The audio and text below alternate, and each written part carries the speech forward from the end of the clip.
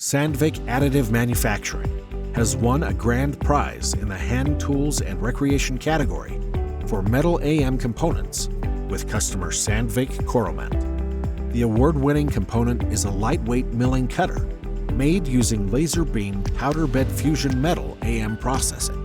The product was topologically optimized to reduce weight, and as a next step, the material was changed from steel to Ti-6 Al4V titanium alloy, reducing the mass by as much as 80%.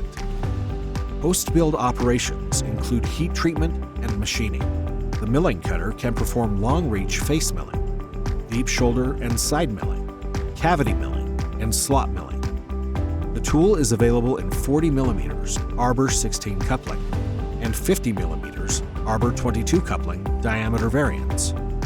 3 or 4 inserts can be specified to suit the application, and differential pitch and internal coolant are provided on all cutters. Productivity improvements of up to 200% have been achieved using the cutter.